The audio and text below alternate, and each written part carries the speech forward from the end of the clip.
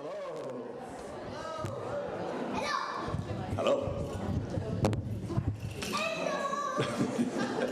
Hello, folks. My name is Michael Harvey. I'm a professor here at Washington College. I've recently finished a 3-year term as our interim provost. Am I close enough to the microphone? Fantastic. There you go. You're reasonably close. It is a tremendous pleasure and privilege this afternoon to welcome the Busload of Books tour. After many thousands of miles, a year of travel, many more years of thinking and dreaming and planning and preparation before that year of travel, and so many visits to schools in every state in the country, it is a privilege to welcome the Busload of Books tour back to its home, right here, this little town of Chestertown, Maryland, in Washington College.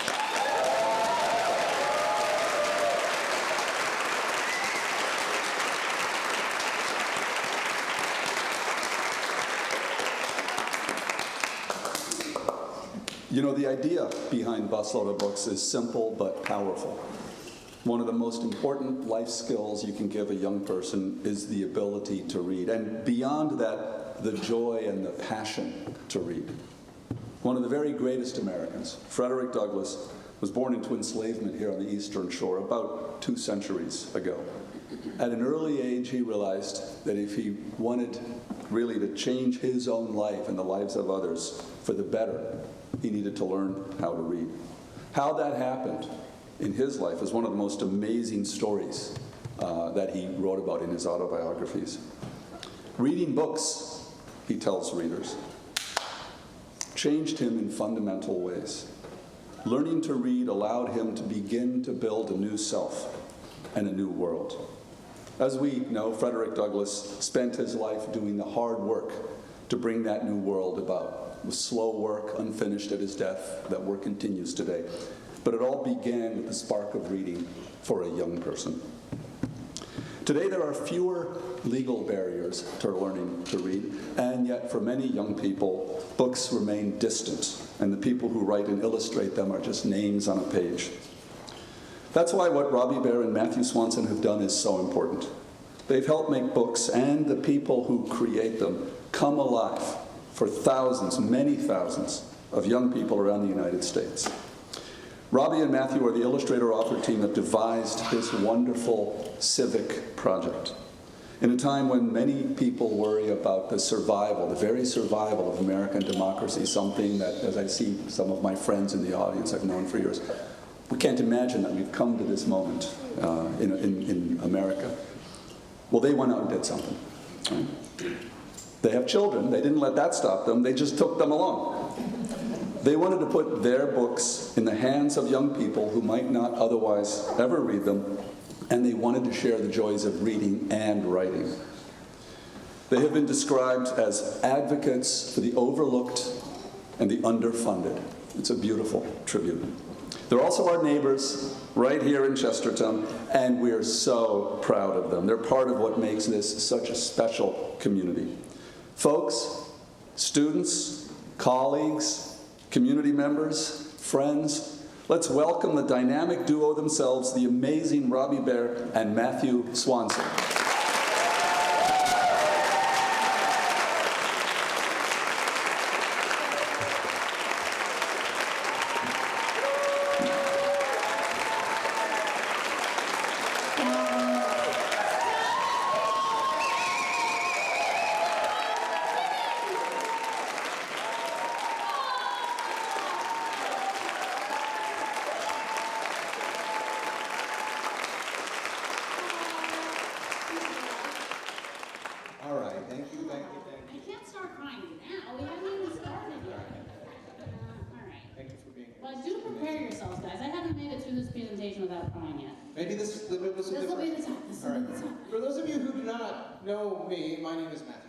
I am a writer, just I'm sitting at my desk here with my coffee, studiously typing away. I am Robbie Bear. I am an illustrator. Matthew's desk, blissfully, is not this close to my desk anymore. We fixed that problem. So as a dream, as a kid, Robbie had a dream. I did. Right? Tell us. I did. I wanted to illustrate delightful children's books. Matthew, as a child, also had a dream. I did, my friends. I wanted to write big, fat, ponderous novels. Slow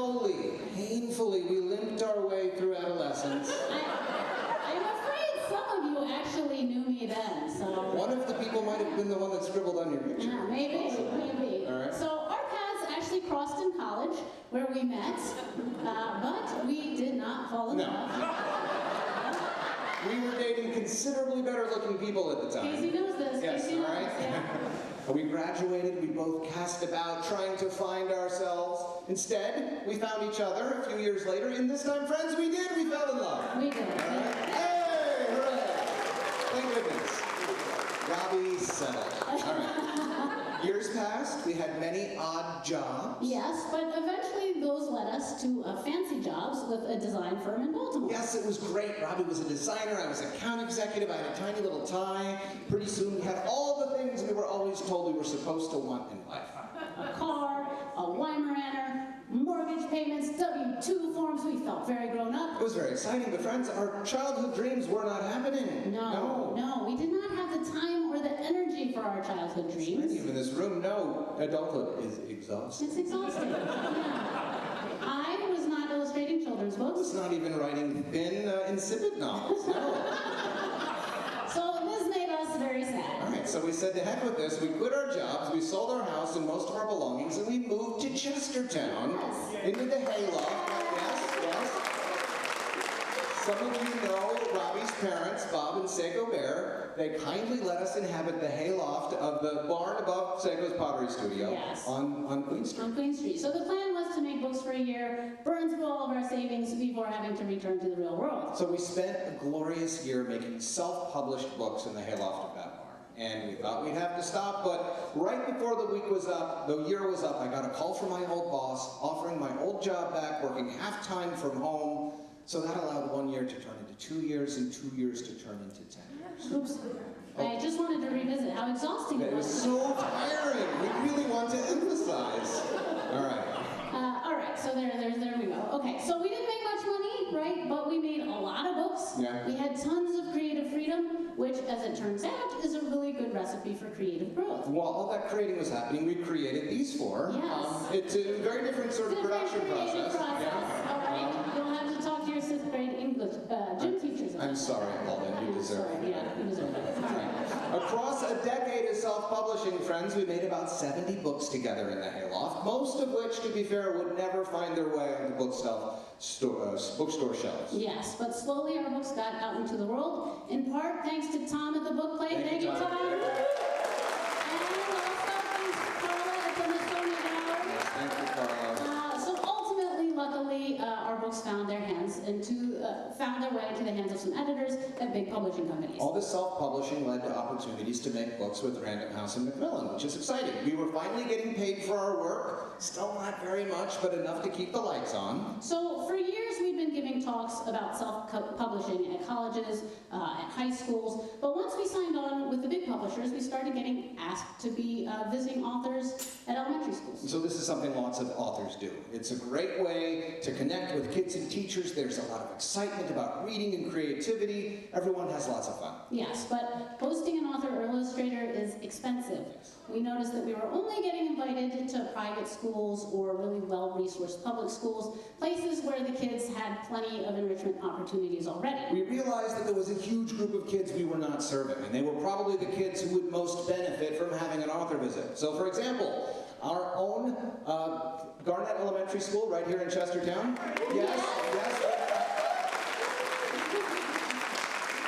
An amazing school full of wonderful teachers, a warm and loving environment. However, you may not know that 88% of the students qualify for free or reduced lunch.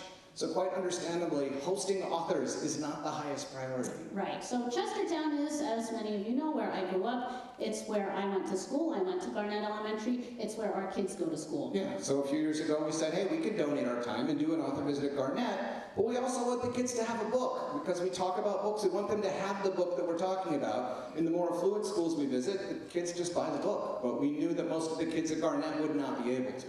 So there's nothing worse about getting a kid excited about reading and then saying, sorry, if you don't have the money to buy the book, you're out of luck. So we launched a GoFundMe campaign, not sure that we'd be able to raise enough money. But instead, within 24 hours, we'd raised the $3,500 that we needed to buy a book for each student at Garnett. Which was extremely exciting. It meant people liked this idea. So we loaded up our books, we headed to Garnett, we gave 2 assemblies, one for the pre-K through first graders, another one for the second through fifth graders. Yeah, so the kids had lots of fun. They got really excited about their books. It was really such an awesome day. We heard from Principal Brenda Rose and the teachers that kids who had never picked up a book before were reading their books and writing stories and making comics together. There was a burst of excitement and engagement throughout the community. It was genuinely the best, right? So we said, we gotta do this again. Yeah. Where to next? Loved Like, it. how do we find another school like Garnett where we can do the same thing? As it turns out, friends, we did not have to look very hard to find another school in need. 51% of all public schools in this country come from low-income families. Right, so in case you're not great at math, that is over half. Over half of the schools in this country I am not great. come from low-income families. I did that because I'm terrible at math. All right. There are almost 47,000 schools in this country where 40% or more of the students come from low-income families. So this designates them as what is called Title I schools, and it turns out Title I schools are everywhere. Title I schools get extra funding to bridge the achievement gap created by poverty and the related challenges, such as hunger, homelessness, addiction, trauma, truancy, just to name a few. Right, however, most Title I schools remain critically underfunded. In fact, in almost half the states, less is spent on public education than was a decade ago, in spite of increasingly urgent needs. But perhaps the most troubling statistic of all, in low-income areas, the ratio of children to books is 300 to 1. That's astonishing to me. There are millions of kids in our nation's public schools who do not own a single book. So the statistic has devastating consequences. Access to book and reading is a major predictor of achievement and success in life. Which is to say, we weren't going to have any trouble finding schools that could really use a free school visit and free books for their kids. In fact, there are schools like this everywhere to choose from, and so we did. We sent out a call for applications and selected one Title I school from every state plus DC that we would visit to do a free author visit and an all-school book giveaway. So we planned a year-long tour using those selected schools as fence posts for the most epic American road trip. But we had to figure out how we were going to get to all of these schools. So at the urging of our good, very handsome friend, Brian Thompson. We love you, Brian. We love you, Brian Thompson! We bought an old decommissioned school bus, 23 feet long. It turns out decommissioned school buses come pretty cheap. Anybody wants one? But you need a Brian to fix it up, okay? So we said, Brian, please turn our house into a tiny home for 6 with a galley kitchen and a rooftop bedroom for the kids. Yes. And to answer the question that everybody asked at this point, no, we did not put in a bathroom. No. There was not room for a bathroom. Robbie said it was either me or the bathroom, and Robbie chose me, all right? I'll say that a bathroom on a bus is more trouble than Matthew, so that's why I chose Matthew. All right. We painted a glorious mural all over the side of the bus. Robbie did. We got some help from our friends at Garnett, and we called our adventure Robbie and Matthew's Busload of Books tour. So, to raise the money we need, we turned to the internet with our fingers crossed. We invited people to help us buy the books we'd give away. Our pitch was that for $5, we would provide a hardcover book to a kid who might not own a single book already. And within a few months, we'd raised the $150,000 we needed to buy 25,000 hardcover books, plus additional funds to cover our travel expenses. We were amazed by the interest in our project and by people's generosity. We forged a few really important partnerships for help with logistics and to deepen the impact of the tour. So our amazing local arts nonprofit, Kent Cultural Alliance. Woo! Where are you, John Stratweiser? We love you! John and his crew serve as our fiscal sponsor, allowing us to collect larger donations tax-free. So we also had to figure out how to get 25,000 books to 53 schools scattered across the country. I am sorry to break your hearts, but the name of our tour is a total lie, okay? Our busload of books was too full of people to actually have any books. There's no books. There's like 10 books. We don't. Yeah. So we formed a partnership with the wonderful First Book, a nonprofit in Washington, D.C. that spent the past 3 decades supplying books and educational resources to Title I communities across the country. Yes, we love you all. We love you all so much! We love you! Robbie, if we keep loving everyone, we're never going to get through this presentation. We're gonna get through it. All right. So Allison and First Book helped us recruit the schools that we were going to visit on the tour. They also managed special print runs of the books, and they took care of the logistics of drop shipping the books from their warehouses to the schools. So as we kept talking about our trip and planning, we kept meeting more people who were interested in what we were up to, and the scope of the project kept growing in very important ways. In very important ways. Yes. And so I happened to be at a cocktail party next door at Jason and Megan's house, and I started chatting with Sarah DeReyes, a professor of education at Washington College. We love you, Sarah.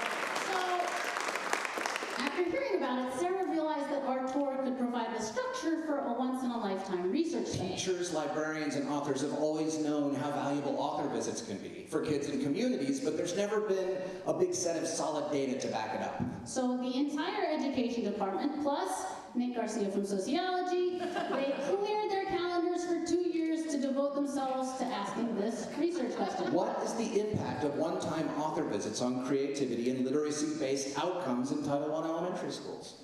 Yes, we were all excited because if the data could show positive impact, it could spur increased funding of author visits, potentially transforming the way that schools, creators, and hopefully even publishers think about these kinds of literacy interventions. The final piece of the puzzle was a partnership facilitated by our friends at First Book with one of its partners, the Build-A-Bear Foundation, which deepened the impact of our tour by funding an additional 125,000 free books for educators in other Title I communities across the country. And, since Build-A-Bear is in the business of making bears, they created Read Teddy. Read Teddy. Yes, a literacy bear designed to be a reading buddy. So research has shown that reading to stuffed friends who always smile and never judge. Not like my dad. Wow.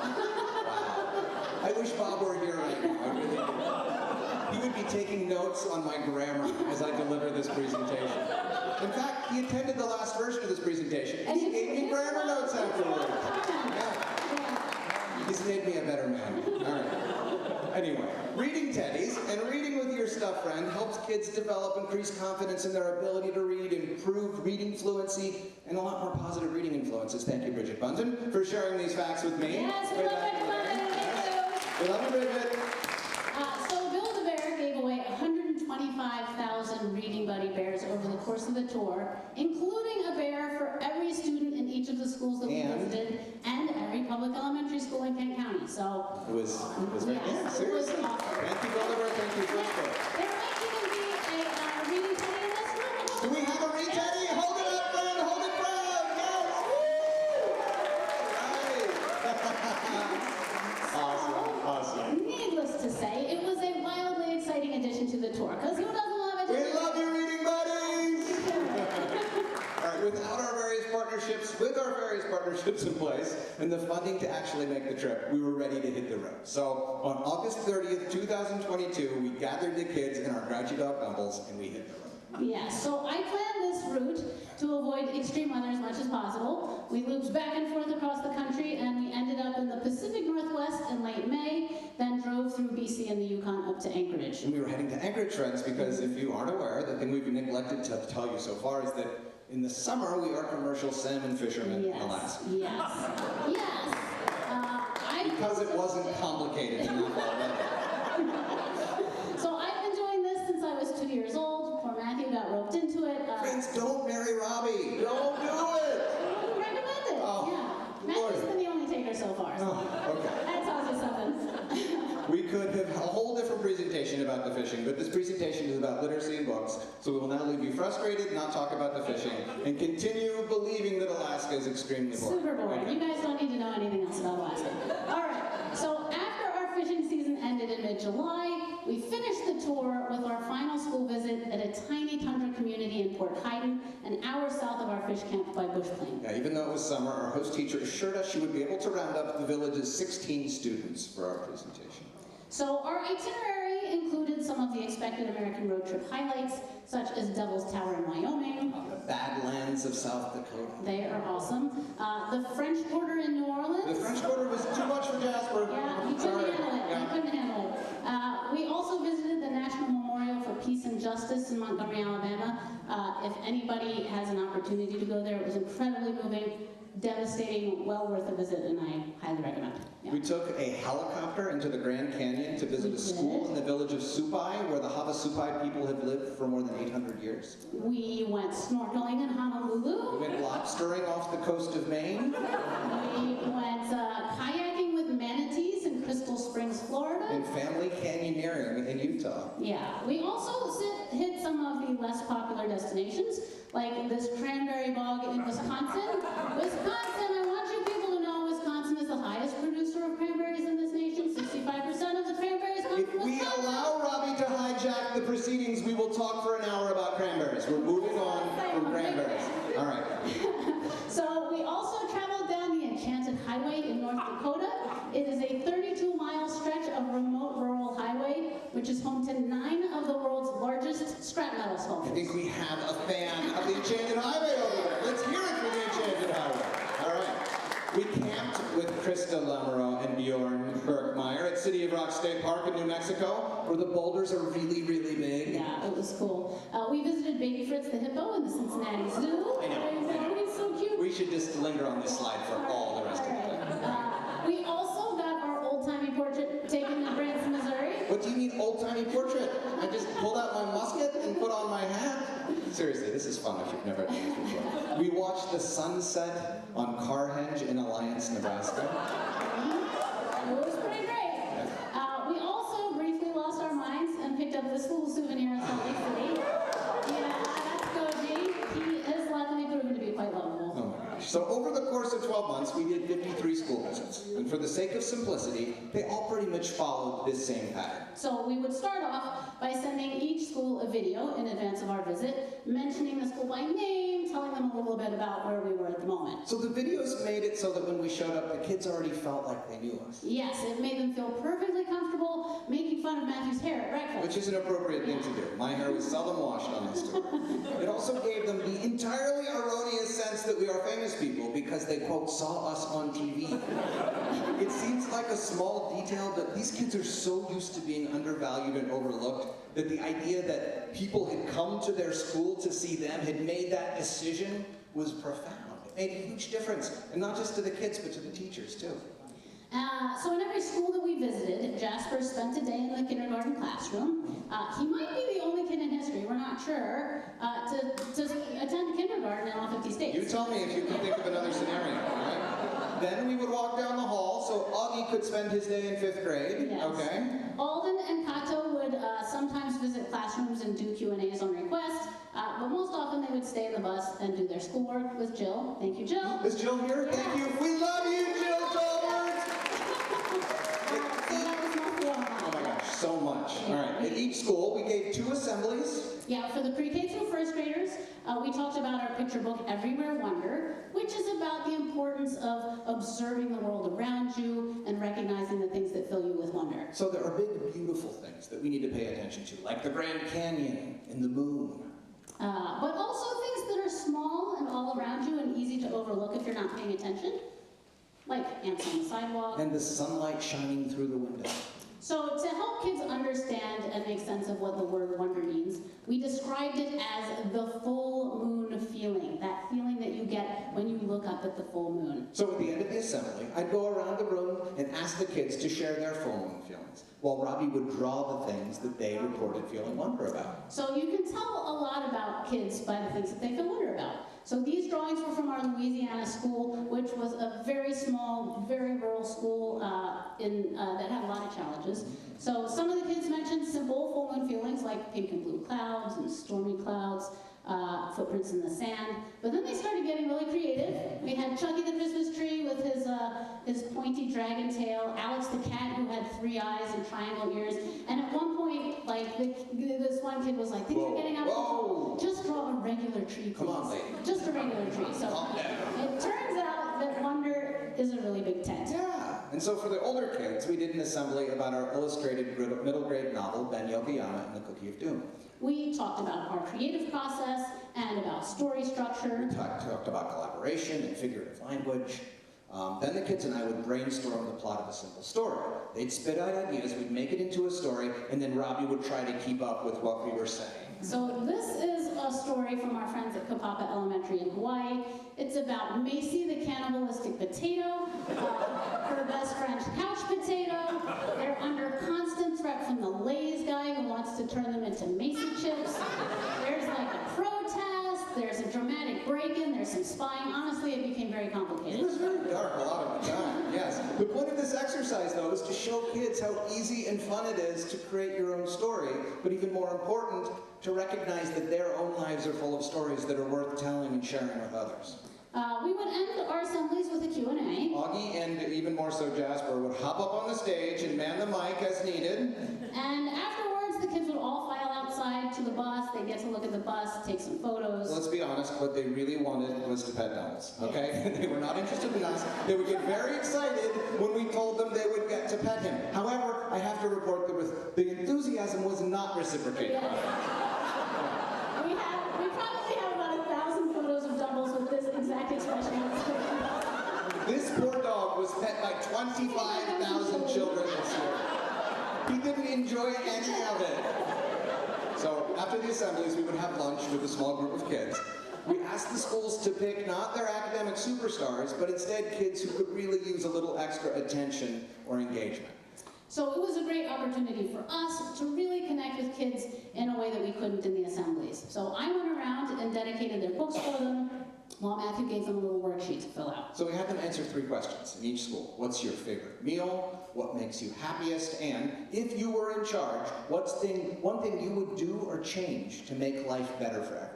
So their answers were amazing, funny, weird, poignant, and many times really heartbreaking. And some were super silly, and some were incredibly revealing of the challenges these kids face. So some said, make it rain lemonade, or give everyone a bunny. And some said, make groceries cheaper, or make sure everyone has health care. And you know that making sure everyone has health care is not the issue that came up for no reason. That child had a reason to mention that. So then we take the small group out to the bus, where they sometimes requested tours of the inside. When the final visit, every part of every visit was our host getting to paint in their state on the map. And this was the favorite part of their day. Just watching them beam as they got to do this was very special. So while the structure of our visits was similar in each place, the schools each brought their own special magic. All right, so this is Tammy Dietrich. She is an exceptional human being, an extraordinary teacher, and a very warm host. To make us feel special, she had us greeted at the school doors by an Abraham Lincoln impersonator and the local high school cheer squad that did a cheer and let us into the school. It was the best. One of my life highlights. Yes. But however, I'd like to point out, Dumbles, not impressed. Not impressed.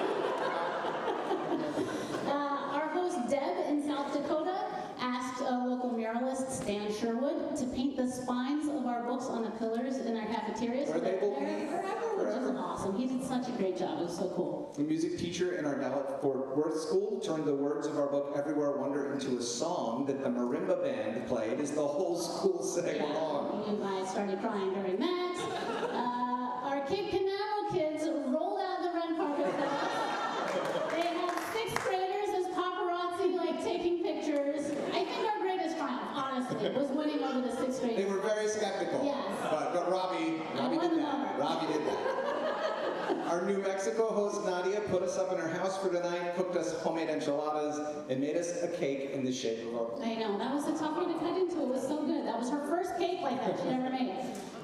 When we got to the baggage claim in Honolulu, we were met by 30 members of the Kapapa school community, teachers, coaches, students, parents, administrators. They put handmade leis around our necks, and they treated us to a hula dance that they choreographed to tell the story of our visit.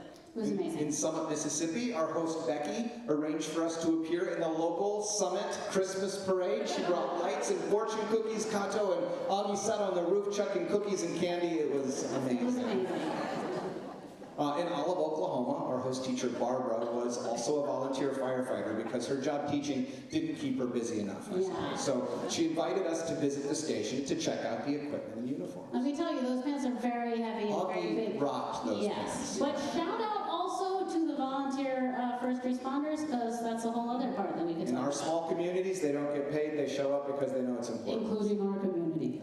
All right. So perhaps my favorite moment of the tour was when the pre-K through first graders in West Virginia sang "Take Me Home, Country Roads" to us all together. I had done a really good job of holding back the tears to that point, but let me tell you, I was crying so hard. If you look at the adults in this photo, they are all looking away from me because I was crying so hard they just couldn't even stand to look at I it. took some photos, but I can't show them to you. They're just too upsetting. So bad. So Everywhere we went, we were met with generosity, gratitude, enthusiasm, and joy. We saw kids at their best. Kids who were excited about reading and creating and meeting authors. This kid was in DC. If you can't read it, he wrote, "You guys rock, I love you and your books." And then he spent the next 10 minutes doing handstands because he wanted us to see a good one. It was the best. There were lots of good ones. It was the best. We saw kids who worked so hard to thank us for what's ultimately a really small gift. It's a book. It's something we take for granted. To them, it meant so much. This is where I'm going to start crying, guys. Right. So in Maynard, Arkansas, this little boy here, he was quiet, pretty reserved, but he was really good at art. He was a good drawer. He pulled me aside at a certain point, and he put his hand on my arm. He goes, "Ma'am, can I tell you something?" And I was like, "Sure, of course. What do you want to tell me?" And he goes, "Before you came here, I didn't think that being an illustrator was something that I could do. And now that I've met you, I know that it's something that I can be." So if nothing came of this whole tour, other than giving that kid an expanded sense of himself, then it was all worth it. So that was the gift.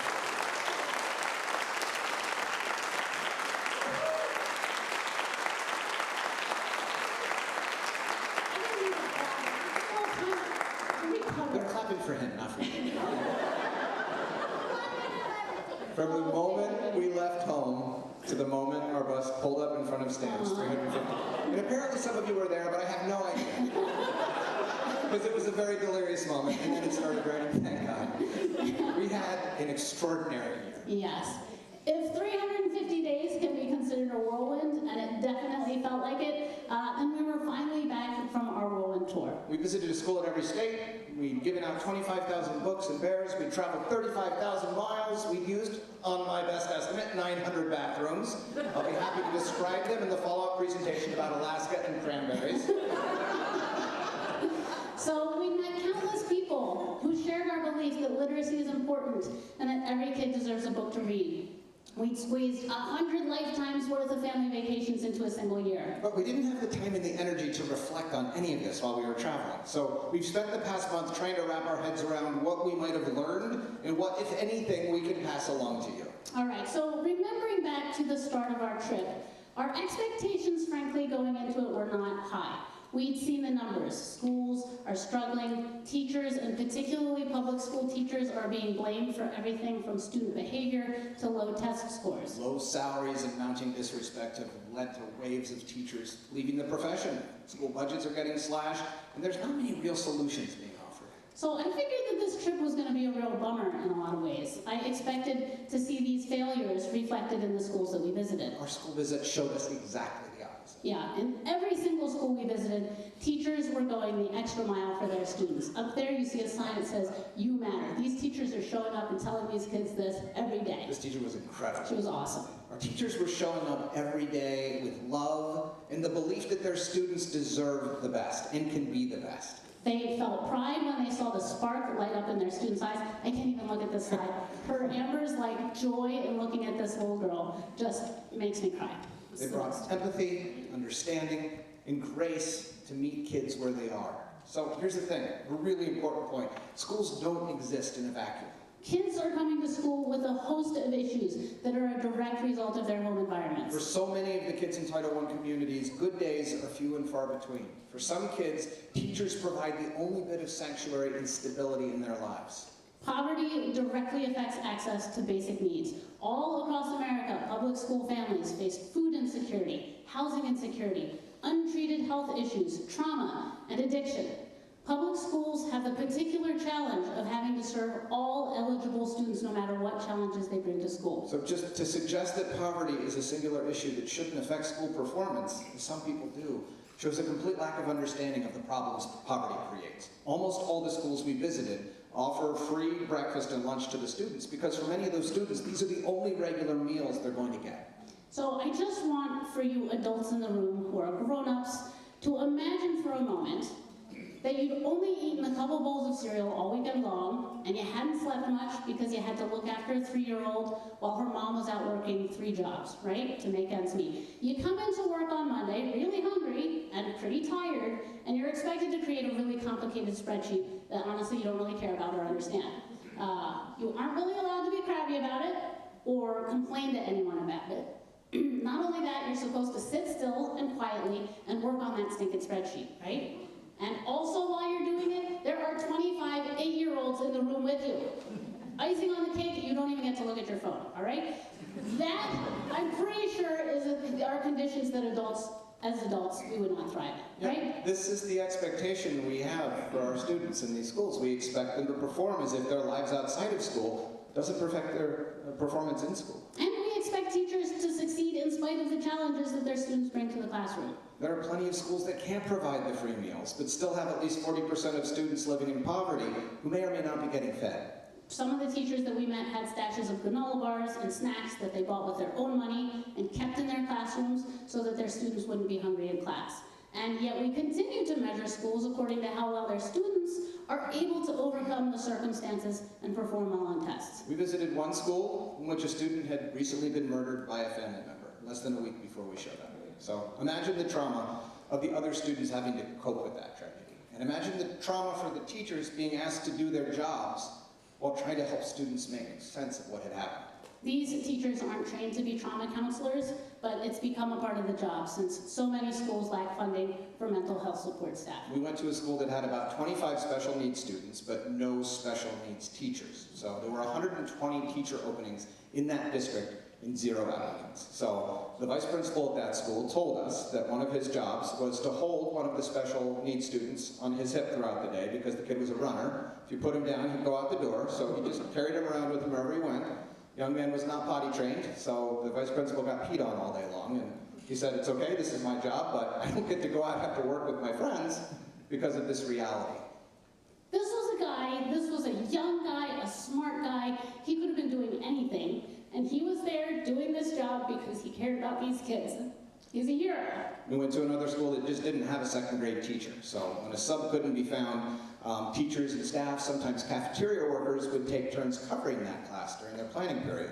So not only were the second grade students affected by this, they weren't being served, but all of the students in the classes of teachers who had to skip their planning periods were suffering too. So just get a sense of the challenges being faced by the schools that we were visiting this year. So in spite of those challenges, these teachers keep showing up because they care about these kids, because they know that if they don't, no one else will. But friends, these teachers are tired. They are demoralized, overworked, underpaid, and disrespected. It's not sustainable. So, what to do about it? We obviously can't solve poverty with the snap of our fingers, or even convince a nation that our kids and teachers in public schools are worth investing in. Fortunately, there are a few things we can do in our own communities that could be at least the start of a solution, right? We set out thinking we were on a tour of literacy, but along the way it became clear that even though we were giving away books and presentations and teddy bears, the most important thing we left behind in the communities we visited was a feeling, okay? It was a feeling of respect, of being seen and valued.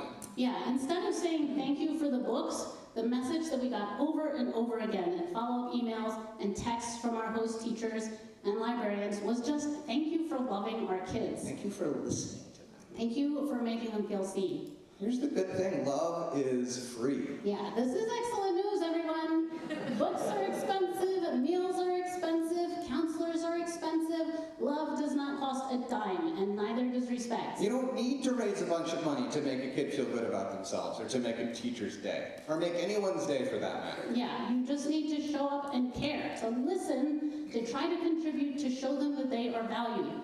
Hugs are free too. So our host at the Tenderloin School in San Francisco sent us this photo after our visit, and she said she saw this boy every day of the year, and this is the first time she'd ever seen him smile. I know, and what a great smile that is, right?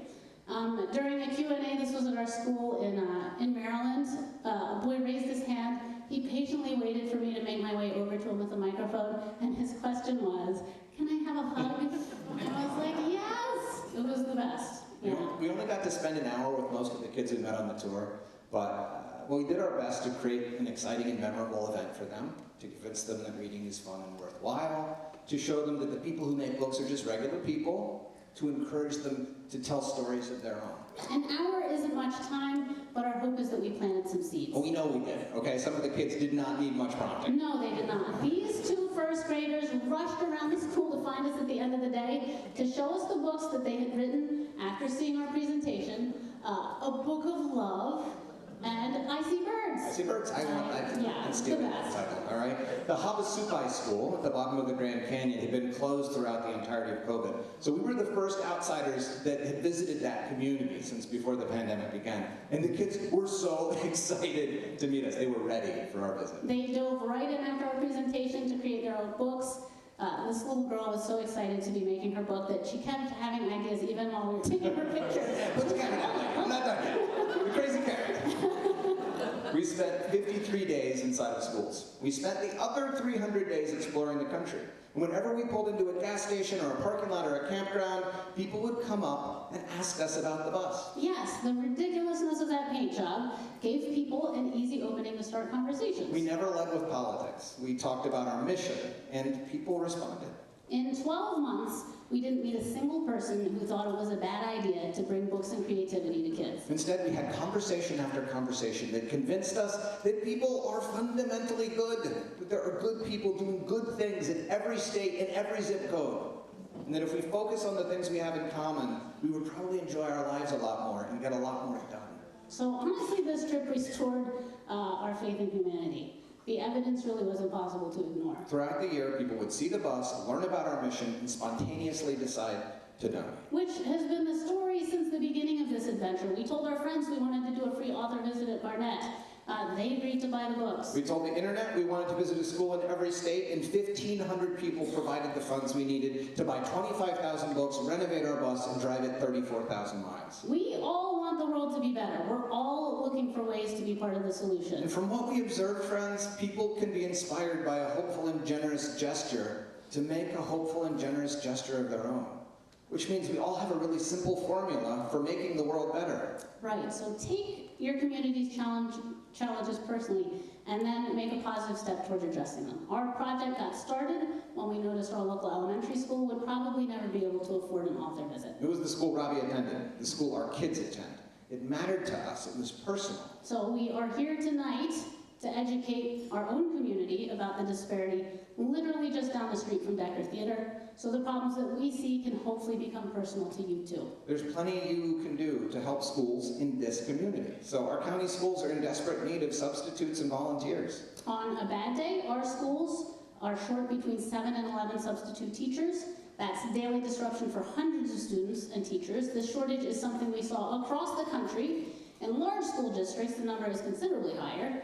We can't fix the problem everywhere, but surely here in Kent County, with all of our talented, capable citizens, we can cover those 7 to 11 spots. So you can scan this link with your phone, you can take a picture, and you can go to the website and learn more after this presentation. Also, teacher budgets for classroom supplies were cut in half this year, so teachers are having to cover the difference out of pocket, but you can donate to the KCPS Education Foundation Fund. This is an important fund for everyone local to know about. It's a big pot that teachers can write grants into and get funding from. So go to that website if you want to donate. we'll leave this slide up for a second. Yeah. You can also go to board event meetings. You Yes. can advocate for policies you believe in. You can support commissioners who understand the importance of education to Kent County's future. Pay attention to the middle school project too, please. There's exciting things happening over there, but we need to fund them. A community is only as strong as its schools, and schools are only as strong as the will and the hearts of the people in the community. But friends, all we've presented so far is this very fluffy, soft, anecdotal evidence. Things that make you cry. Perhaps you crave hard-hitting facts and figures. Robbie? Luckily, we have excellent news for you. Oh my gosh. Oh my gosh. A team of extremely smart and delightful people Wait. has been working all year to provide you just that. Are you referring to the estimable and attractive Sarah DeReza, Bridget Bunton, and Nick Garcia of the Busload research team? Let's bring them onto the stage, friends! Woo! I'm going to skip over to their presentation. There we go. And then these are going to the table. You guys can present over there. All right. Robbie, stay for just a second. Okay. All right. Hey, y'all. That's a tough act to follow, in case you're wondering. So, thank you, Robbie and Matthew. We'll take one more round of applause for our amazing presenters.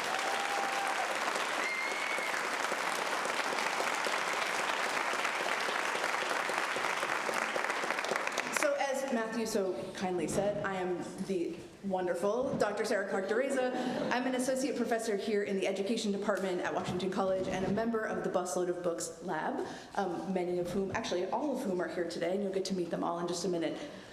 Before we start our presentation, I'd like to invite Chestertown Mayor David Foster to join me on stage.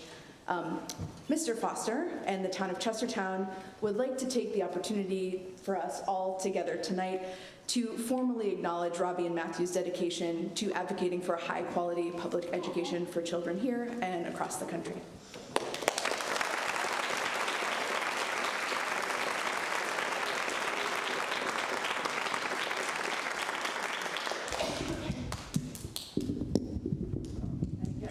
We'll just good. Matthew and Robbie, Little Chestertown is so proud of you and this entire project. Really, was thrilled. Many of us followed your trip, and so thrilled that you're back. I want to thank you. Like many of you, I literally fell in love with the first Bear Swanson book that I picked up. This was eons ago, I hate to tell you. As you can imagine, given the authors and illustrators, this was a highly sophisticated political treatise. Built together with cartoon images in a mix and match book, that images that vaguely resembled political candidates. And I can tell you, this was a very long time ago, in which you had dozens of candidates to choose from, and if you didn't quite like any of them, you could mix and match the attributes of each until you found just what you wanted. Again, this was eons ago. It was not a bestseller. But I loved it.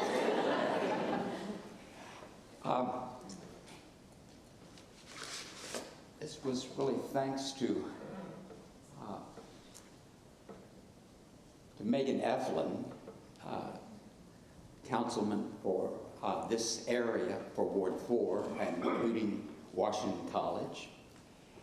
And it's a proclamation that, if you'll bear with me while I read through. Town of Chestertown Proclamation, Robbie Bear and Matthew Swanson's Busload of Books Tour.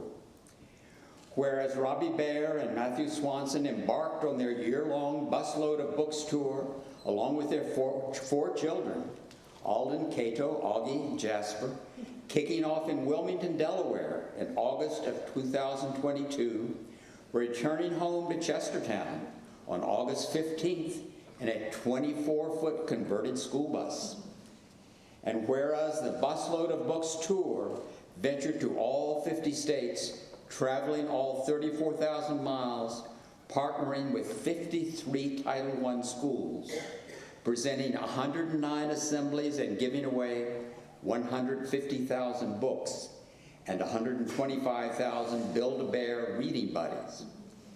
Whereas Title I schools are designated by the United States Department of Education to receive federal funds that support schools with higher percentages of low-income students, and whereas 28 of the 52 participating schools agreed to participate in a short-term survey study, collecting surveys from almost 5,000 students, 500 teachers, 100 administrators, to look at the significant positive effects of Robbie and Matthew's visits and distribution of books on student attitudes, motivations, and surrounding reading, writing, and drawing, and creating a high-impact learning experience.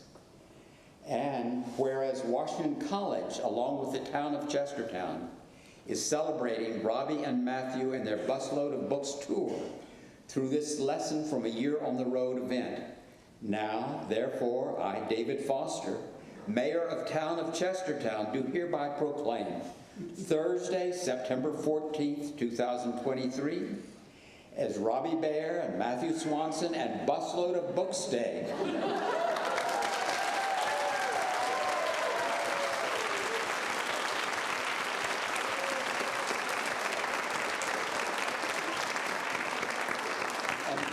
That all citizens support programs that promote literacy in our community and throughout the United States. Thank you.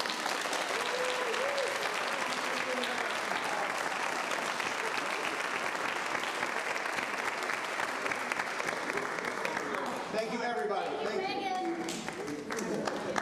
Now listen to these sexy researchers.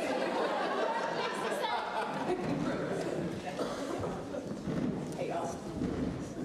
All right, thank you all again for being here. As you are unsurprised to hear, that is among the toughest acts to follow. So we'll do our level best. I expect less laughing, but an equal amount of learning in the coming 20 or so minutes while we present. We were happy to go second after Robbie and Matthew because now everyone here, I think, really understands in this first-person kind of way what this tour looked and felt like, and its amazing power to shift how children, teachers, and administrators experience literacy in their school communities. I'm proud now to introduce the Busload of Books Research Project, and in the next 20 or so minutes, we'll present publicly for the first time the results of the national study on student literacy attitudes and motivations, and the many factors that influence them that the Busload of Books Tour made possible. So we'll begin with our team. If you are on the Busload of Books research team but not sitting on this stage, please raise your hand. Ta-da!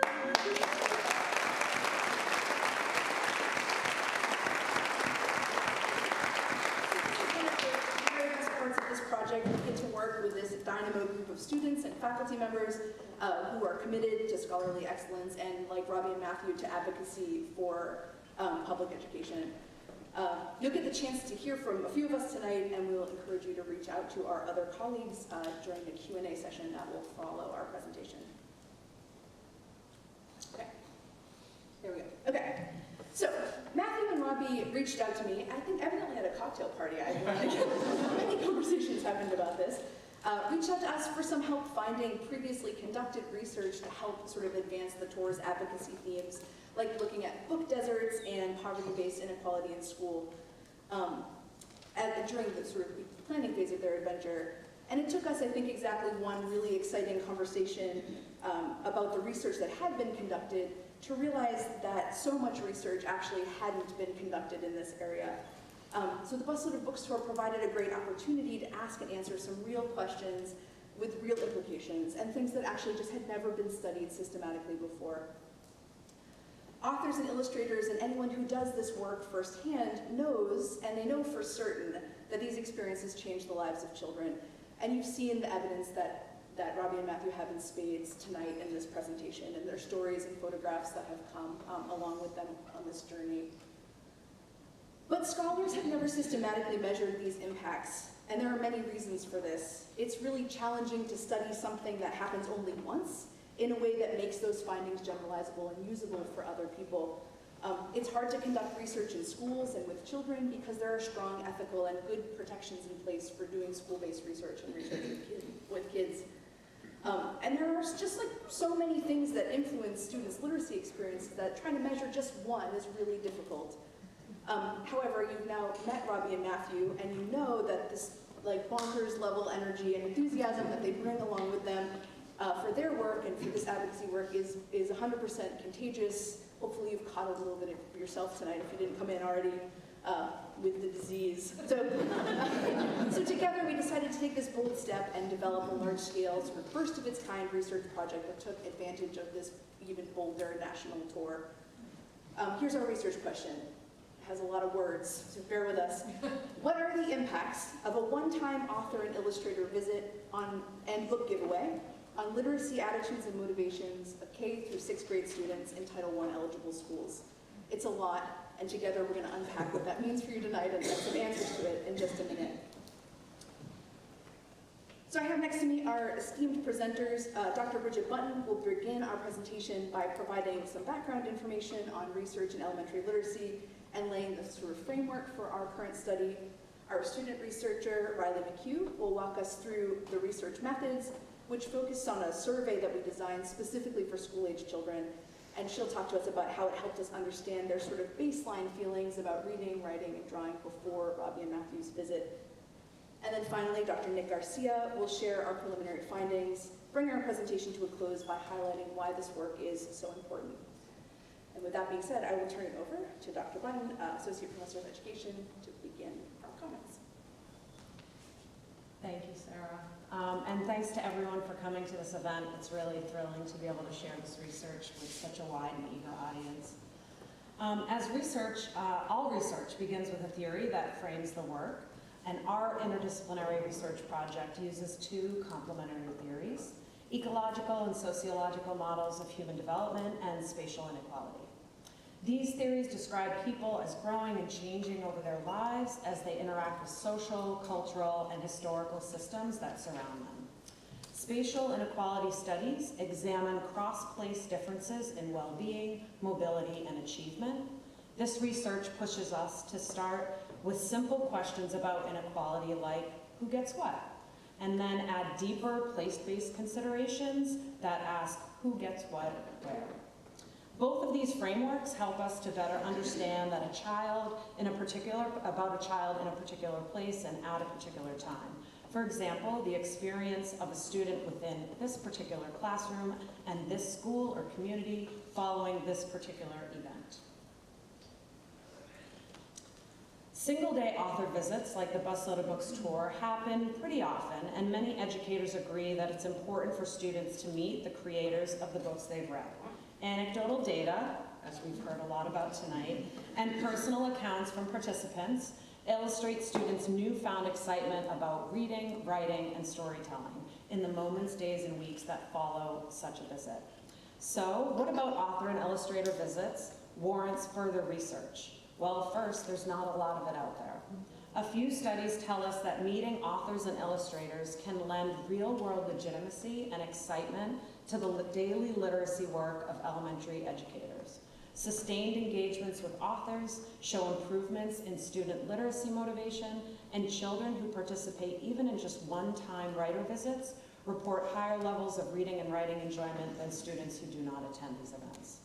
Book giveaways are also common, particularly in preschool-aged children. Research on these programs shows that improved access to high-quality books provides more diverse reading choices, supports parent-child literacy engagements, and enhances kids' self-directed reading and story discussion.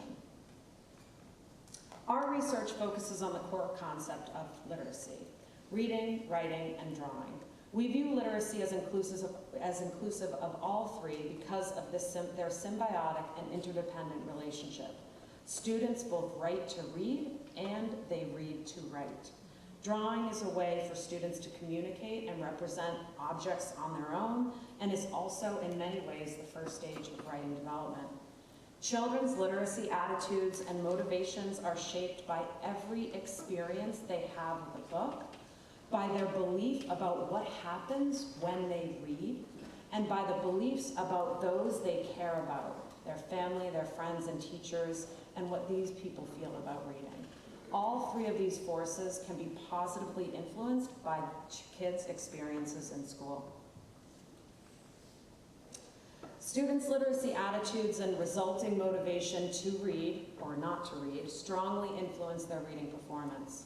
Research shows a consistent link between elementary students' reading achievement, their motivation to read, and their attitudes towards reading. Understanding students' reading and writing attitudes is of particular importance at the elementary level. Previous studies indicate that students' reading and writing attitudes tend to worsen over time, from the lower grades to the upper grades, and at a more rapid rate for struggling readers and writers. Gauging students' literacy attitudes and motivations can give teachers, parents, administrators, and even students themselves better insight into their actual reading and writing performance, thus helping us answer questions such as, what are their strengths? What are the areas in need of improvement? And how can we bridge that gap together? Now I'd like to turn it over to one of our stellar student researchers, Ryder McKee. To effectively answer the big questions the Busload of Book Tour inspired, we had to utilize two sources of data: our own collected data and existing national databases. Our surveys were designed using evidence-based measures of student literacy attitudes and beliefs. Since it would have been impossible for our team to travel on the book tour with the bus, we had to design surveys that were user-friendly for the thousands of students who participated and their teachers. This method allowed us to examine the impact of the school assembly and book giveaway on student experience, which I'll share more on in a moment. We also used existing large-scale data sets to learn about community-level variables that would help us understand the differences between the schools we were collecting data from. We could have asked principals or other school administrators to report this information to us. However, for both ease and accuracy, we instead used data from places like the U.S. Census, the Department of Education's Office of Civil Rights Data, and the USDA, to name a few. Firstly, we'll look at the community-level data, which allow us to know something about the range of schools Robbie and Matthew visited. Since literacy attitudes are shaped by a whole host of factors, we needed to pay attention to as many variables as possible to answer our big research question.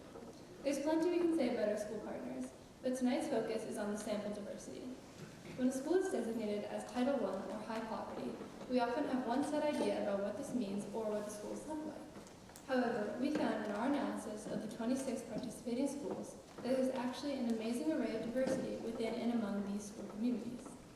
While we need this information to make sense of our data, we could have known it without the Busload of Books research. So let's turn our attention to the new data that our team collected and its implications. Our team designed brief surveys to be completed by all students in every Busload of Books school research partner. This means we had to make a survey that was accessible and easy to answer for children as young as 5 and as old as 12. In using smiley face emojis for the student survey scales, we were able to help students pay attention and keep track of the kind of questions we were asking. Teachers distributed the survey 3 times, first before Robbie and Matthew's visit, then immediately after the assembly, and finally a month after. This method allowed us to see changes in student attitudes and motivations over time. In total, we had 4,575 K through 6th grade students complete these surveys. Our first question after receiving the data was, what are kids' basic literacy attitudes and motivations? In order to see if Robbie and Matthew moved the needle, we had to first know where students were at before the assembly and book web. The findings did not disappoint. On a scale of 1 to 10, student enthusiasm before the visit was already at an 8. Across all states and ages, these elementary school students had strong, positive feelings about reading, writing, and drawing. They reported enjoying doing this kind of work in school and at home. They shared that people who read books are interesting and that they want more time set aside in school to do literacy work. This finding of overwhelming excitement about literacy from children living in high poverty, resource-poor schools can help us address and overcome a deficit mindset that many hold about Title I schools. Enthusiasm for these literacy practices is notably strong amongst the youngest children, those in kindergarten and 1st grade.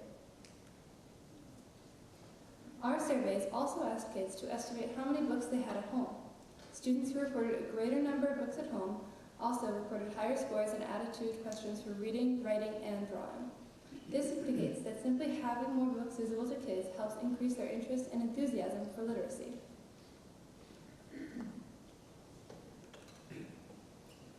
So, are there differences between Title I students, schools, and communities in relation to Robbie and Matthew's visit? To evaluate this, we use t-tests, a statistical model that compares 2 groups and tells us whether or not differences between the groups are meaningful or due to chance. When comparing 2 things, it can be easy to tell if they are different by looking at size or amount.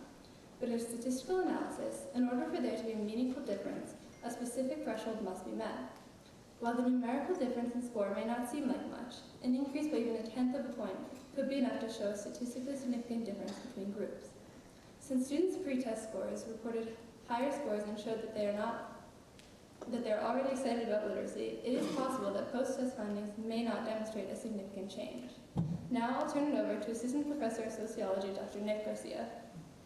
Thank you, Ryder. So it's time for that moment of truth.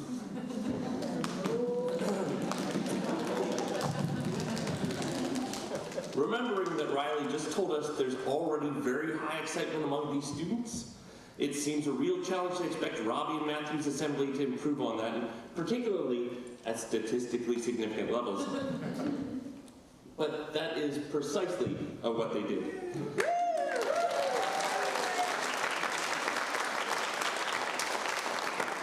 Our findings showed improvements after the visit that were statistically significant. That students wanted to read, they wanted to write, and they wanted to draw more in school.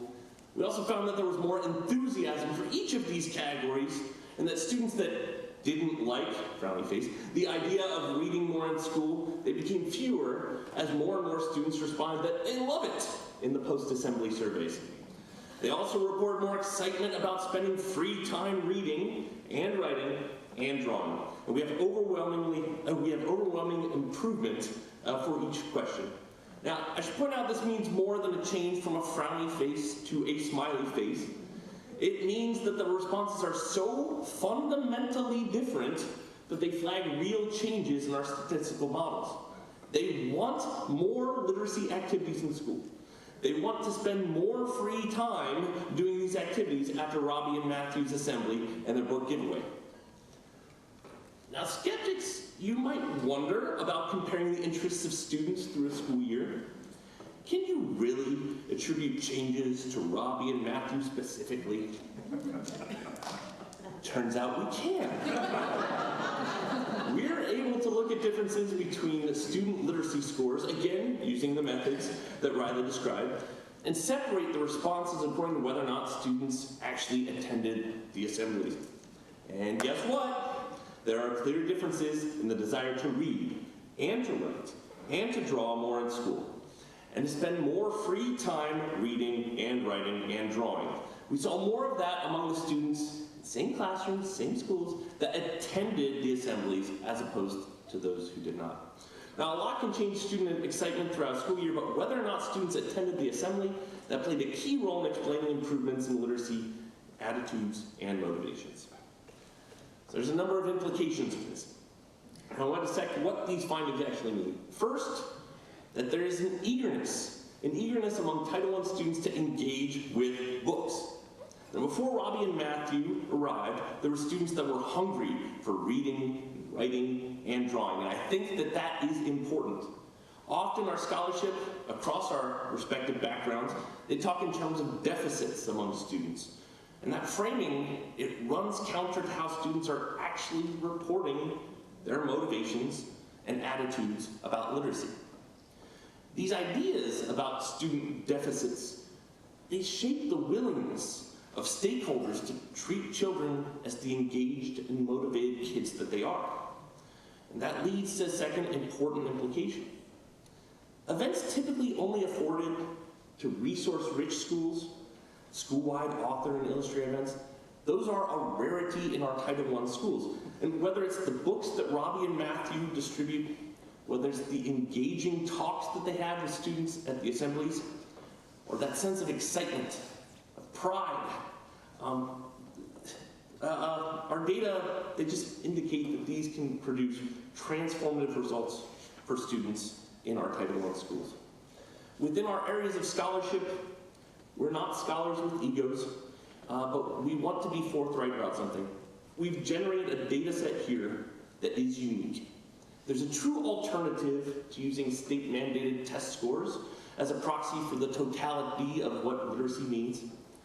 And we're able to draw from schools that can be left out of urban or suburban-centric surveying methods. And we're also providing a template for research with Title I schools and with young children. Research involving children can often encounter difficulties from parental and school permissions to making survey tools that a kindergartner can understand. But we believe there's a lot that the Busload of Books tour offers to research and scholarship.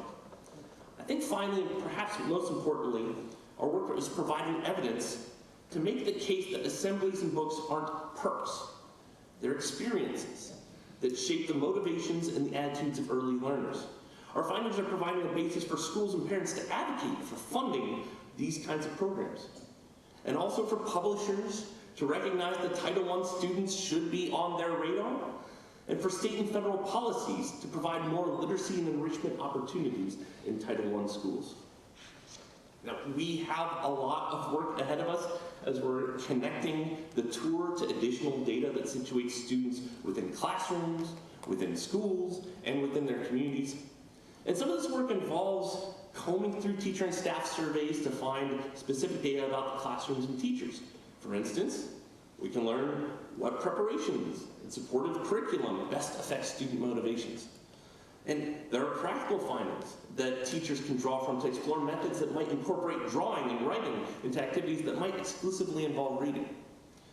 We can also connect additional federal data sets to show how differences in school resources, everything from funding to classroom sizes to having supportive staff like counselors or social workers, what do these mean for cultivating school environments that support the development and literacy among students.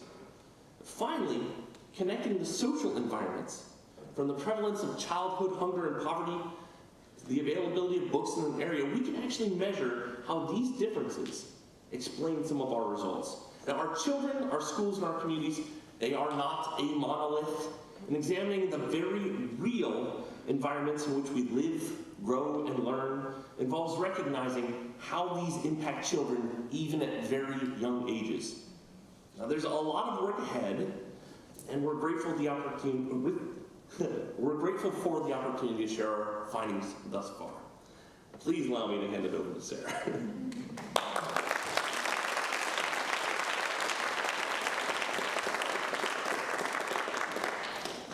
In closing, there is much to be done, as Dr. Garcia noted, and these results really just scratch the surface of what is possible for us to answer and understand based on the data we've collected.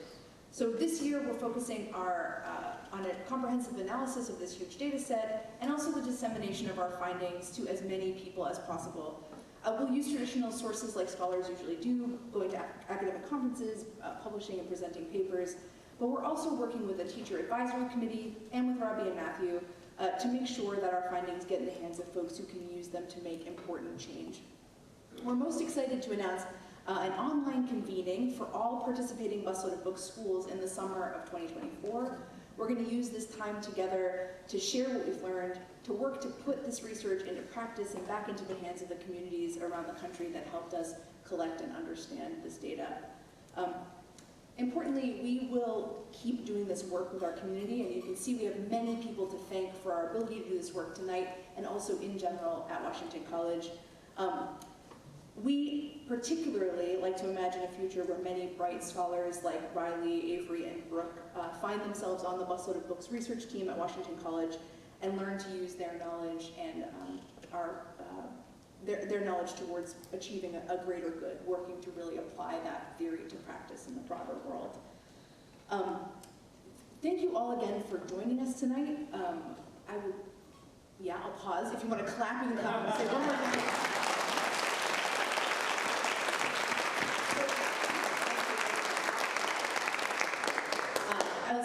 In closing, I'm going to invite Dr. Pat Nugent, Washington College's Miller Director for Civic Engagement, to provide a closing reflection and then lead us in a question and answer session. And we'll invite Robbie and Matthew to come back and join us on stage.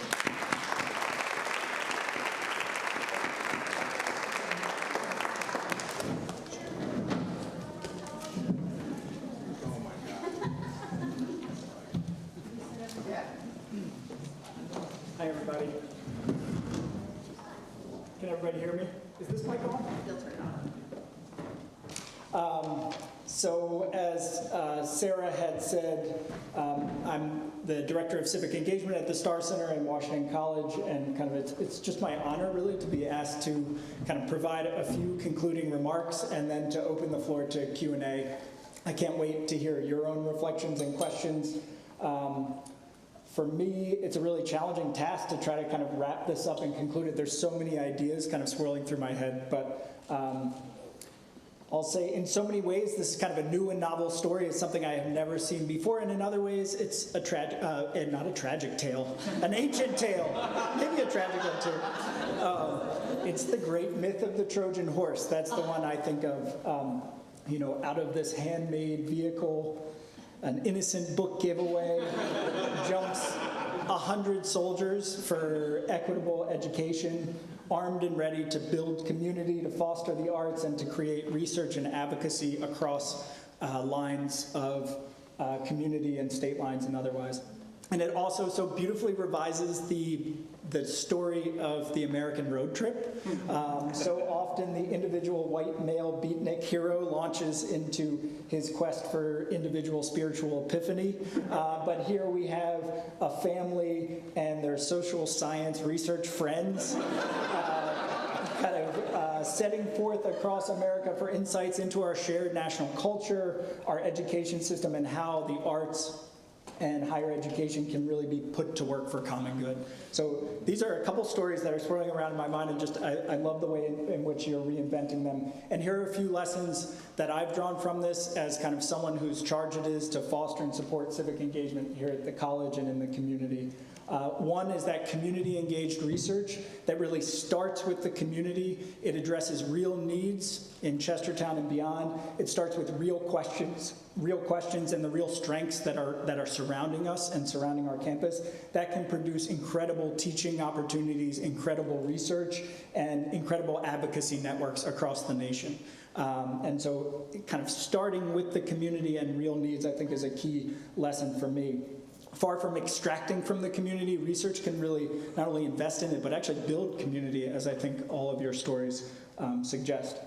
The second thing I think about is how the scale of this research project started in Chestertown, but then it went national in such remarkable ways. And not only did it cross the country, but it spanned rural and urban and reservation and island landscapes. It crossed great spectrums of race and class and ethnic diversity. And really, as we heard, one of the major lessons here is that Title I schools are not a monolith, right? They're incredibly diverse in and of themselves, and they hold within them the complexity and the diversity of our nation. And lastly, I think what I'm most excited about is that this road trip might be over, but the journey is just beginning. Not only are, I think, Robbie and Matthew thinking about other trips in the future, but the research and advocacy work are really just beginning. There will be conferences and articles, but more importantly, a host of ways that these teachers and these administrators across the nation will be brought back together, that they will learn to use this data to advocate for themselves, to advocate for more author visits, to advocate for their teachers and students. And to me, that's incredibly significant about this. And we're just starting to learn what's possible out of what has happened over the last year. So I just want to congratulate and thank everyone who participated in this project.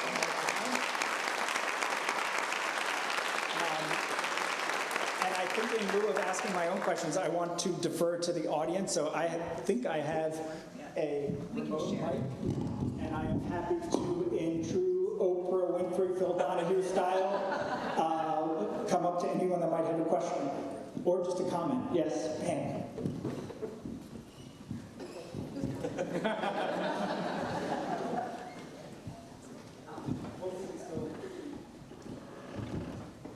So my question, both for Robbie, Matthew, and for the research team, is did you do any research or talk to the teachers themselves on how the visits and the attitudes of the children would impact their teaching styles? That's a great question, Pam.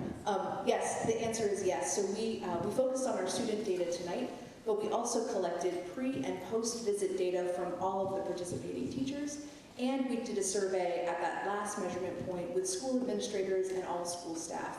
And so as Dr. Garcia was suggesting, we have now the opportunity to look at a single kid's experience in relationship to the kids in their classroom, in relationship to how their teachers prepared, in relationship to how their school felt about it, in relationship to the community they're in. So we have this beautiful nested way of making sense of what was happening here. We really are just scratching the surface. I know Robbie and Matthew learned a lot also from teachers in their conversations as well.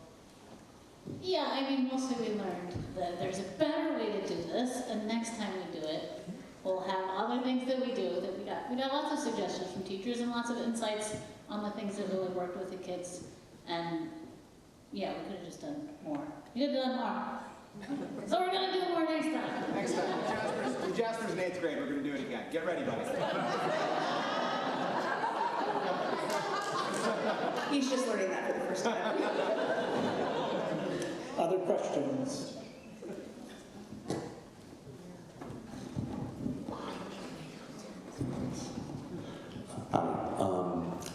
Curious about the advocacy component that could come from this, not just with local county commissioners and state houses, but also at the federal level. We know that the data is the thing that speaks almost louder than the dollar in our elected officials' minds. And I mean almost. So I'm just wondering, you touched on it, and I'm wondering if you can give a little bit of a glimpse into the future of what this can become and how people can use that in advocacy work around education and arts education. I have to say that. I think we could ask Michelle to answer this question too, but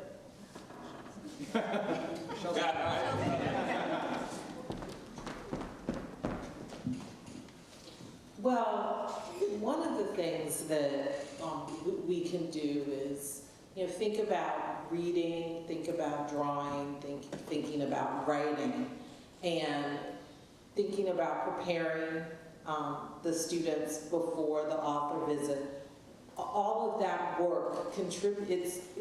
We can start taking a look and talking to teachers about how it contributes to improving all-around literacy, how it contributes to, we've spent a lot of time in our realm talking about early literacy and phonics and kids learning how to just decode words. Now we have to focus on more on things like comprehension. We have to focus on enjoying reading.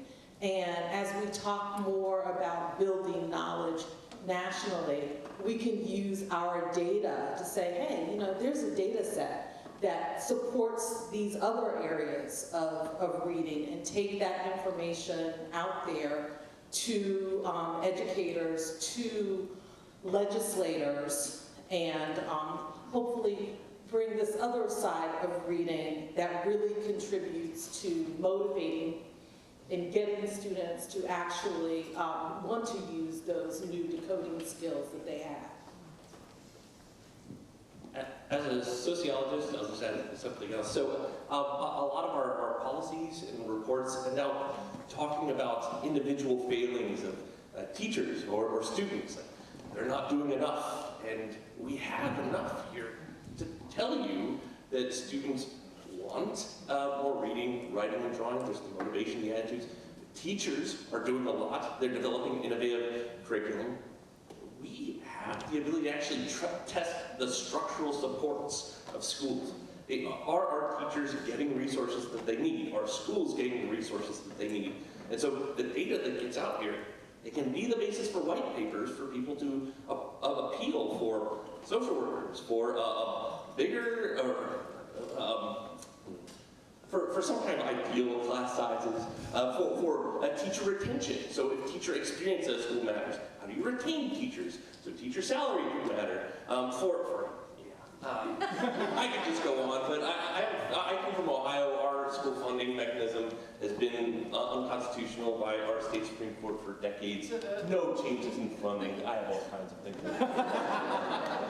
Just like on a very anecdotal level, one of our librarians, her library was being turned into a wrestling room, right? No, a powerlifting room. Oh, a powerlifting room for the wrestling team. So data like this can help say, you know what, no, there's a reason why we have a library. So yeah, that's a very specific instance, but there you go. Or there's no art teacher. Or there's no, yes, I do have to say, for the art teachers, you can tell the minute you walk into a school, the feeling, whether there's an art teacher there or not. That school feels friendly, it feels joyous, it feels fun to be in if there's an art teacher. And if there is not an art teacher, it does not have that feeling.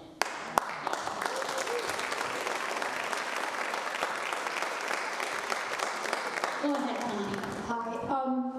I've been in Chestertown over 20-some years, and this place is a petri dish for creativity and serious thinking about so many things. We have college, we have so many people who are committed to so many important things. My question is, you guys are so terrific at just presenting what it is that you do and care about. And I would love to see somebody like MPT or somebody like that make a documentary. Go right ahead, MPT, wherever you are.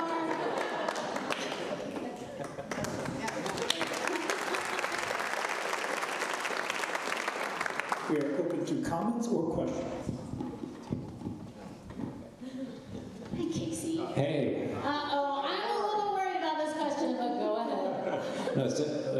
So I'm a science teacher, and so I'm wondering whether, for all of you up here, I'm wondering whether there are things that, and so one thing that I've learned as a science teacher is sort of exactly the same thing that you were talking about, the importance of authentic human connection in uplifting lots of different kinds of things. But I was wondering if you had any reflections for, not just for writing and reading and drawing, but for math and science, and whether there are things that you learned that could be knockable onto that kind of I thing. would say just one thing that I'm learning from my friend Jill over there, who's a math teacher, is when you preface the conversation with, I hate math, like then kids are like, oh, I guess we're not supposed to like math. So like we talk about, in your research you were talking about deficits, how we look at everything as a deficit.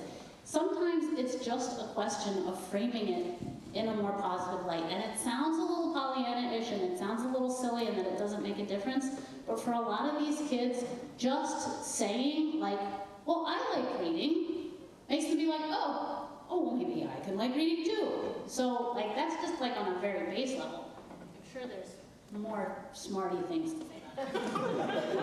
I think that's great. Professor Coonihan, do you want to speak to this? This is kind of your area. So what I do here at the college is I teach the students who want to work with adolescents, and I teach them how to teach literacy across disciplines. So this is pretty much what I do. And what they're talking about in literacy is numeracy, it is science class, they're all together. And so, if we're teaching science, we're still getting kids excited about content, we're still getting kids excited about communicating that content to other people. It just may take the form of a graph, or an image that may be drawn in aloud. But I mean, it's all the same. They're all, it's all interconnected. So getting kids excited about it, giving them that self-efficacy, giving them an entrance into, I can do this. It might look a little different. Maybe I get to draw a picture as a response to something, or maybe I get to speak a response to something. But I think all of this, and that's a lot of what I'm going to be doing once they figure out the hard numbers.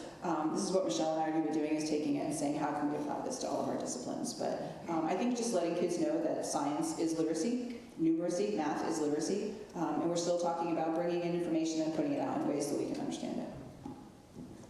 Pat, maybe we can take one more question and then encourage people to bring their questions outside to the bus with cookies, etc.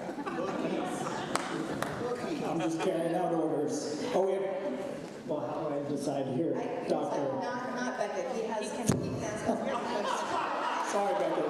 I'm just on numbers.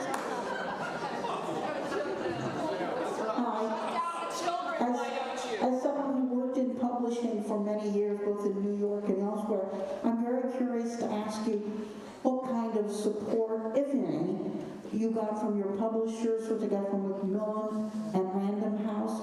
I was there in an era when publicity and marketing was being shifted from something done by publishing to be put more onto the authors and the creative people. And I'm wondering, did you get any support, either financial or perhaps staff time? I'm sure they were tickled pink that you did this. Or was it pretty much a separate project and they were not much involved? Or can you say that? Our publisher, Random House, was very involved in this process. They were very supportive. They made a very significant financial donation to our tour, which they've asked us not to disclose the amount of, but that made us feel very gratified and involved. And they're very excited about this. They are sponsoring us at 2 conferences this fall. We're going to go to the AASL, American Association of School Librarians Conference, and speak. We're going to be appearing with Sarah and our friends from First Book, Amanda Enzer. I don't know if you know Amanda. She's been working in Queen Anne's County. And she's going to be with us presenting at NCTE, which is National Council of Teachers of Education Conference. So they're 100% behind us in that. What did I say, English? You said English. I meant English. That's what I meant. So anyway, anything you'd like to add? Robbie? No? Okay. I'm not adding anything. Yes. I did want to add. I vaguely have a little sign-up sheet there. If anybody wants to continue to be in touch with us or like if you want updates about whatever, we have an email list there. If you could just write down your name and email and tell us whether you're local, because I do want to keep our local folks sort of in the loop so that when things happen in our schools, I can let everybody know. So yes, so there sign are up. 3 QR codes right by the door of the bus if you come that you can scan to see the research site, our site. Friends, if you want to follow us, we will always make announcements about what we're up to at Robbie and Matthew on Facebook or Instagram is the best way. We'd love to keep in touch with you. Thank you for everybody. Just a quick thank you for everybody who supported us. And I think it's time to go eat cookies. But please, Allison, stand up, Brian, stand up, and John, stand up. Can we have a thanks for these people that made it to our house today? Sarah, research team, stand up, you guys. Seriously. Thank you. Everybody, these folks work so hard. Thanks everybody for being here. Let's go eat cookies. Come on, let's do it.